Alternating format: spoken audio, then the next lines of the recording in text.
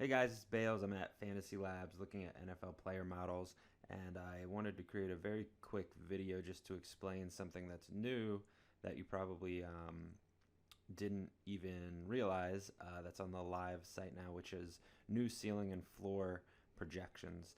And we created a different model to project ceiling and floor for players. The ceiling is a number. Both ceiling and floor are the point totals that we think players will reach 15% of the time. So the ceiling is in the 85th percentile of their potential range of outcomes, and floor is in the 15th percent. And the thing that's new about this that we are doing is using similarity scores.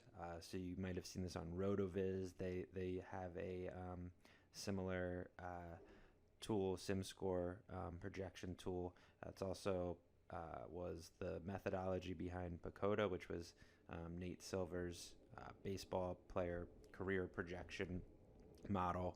And what it does is it looks at a variety of things, primarily a player stat projection. So we have a median projection here, but behind the scenes we project individual stats. So for quarterbacks, you're looking at attempts, completions, yards, touchdowns, anything that goes into a fantasy projection, and it makes sense that different types of players would have different ranges of outcomes. So one thing that you'll see is a higher floor for someone like Cam Newton, who runs the ball and is much safer, and that is true historically, and it also makes intuitive sense.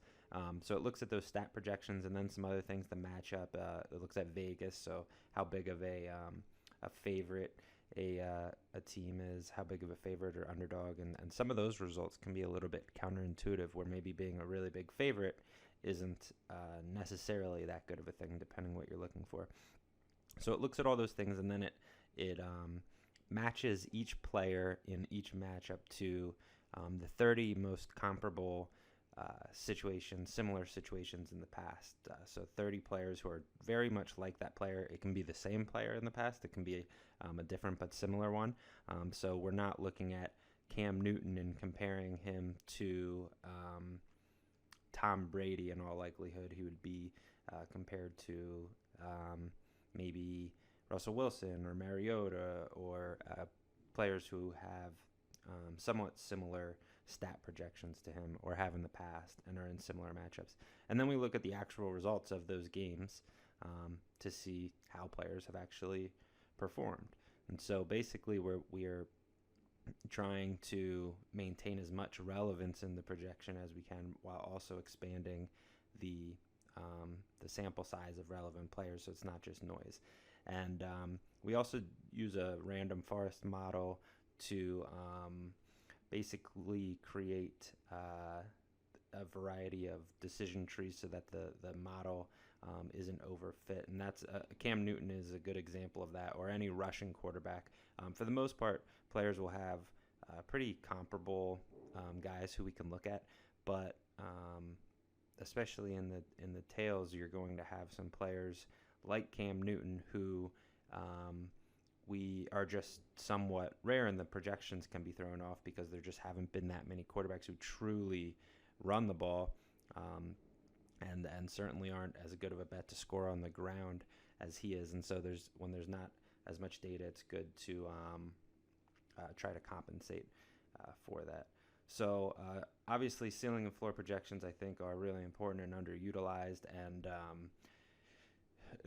ceiling obviously in tournaments, floor in cash games, but just visualizing the potential ranges of outcomes for players. And before, if you looked at our median projections, for example, you would see that they matched up very, very closely, the median to ceiling and floor, and that's not necessarily the case anymore. And I think that I've been playing with it for a few weeks, and I think it's going to be really, really useful for players. And we're also adding a bunch of new features that will be out soon to optimize and generate lineups based on things other than median projection. So if you want to use the ceiling based on these sim scores. You can do that and create lineups that try to maximize the overall ceiling projection of your lineup. But just looking at this, you can see if we sort by projection, you'll see some guys who have high ceilings.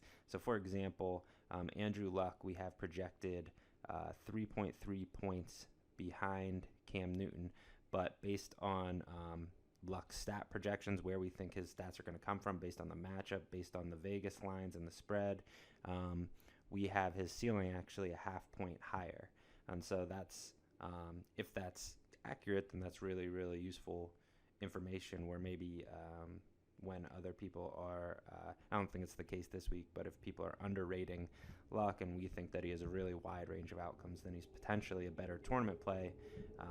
And this is a good way potentially to get lower ownership in tournaments without sacrificing value, because everyone's still using dollar per point, or even if they're using more sophisticated models, it's generally based on median projections. So I'm going to try to change that, and we'll have some more tools and features that implement this ceiling and floor data, but just wanted to explain what it was based off of these similarity scores, actual results in the past for players in comparable situations.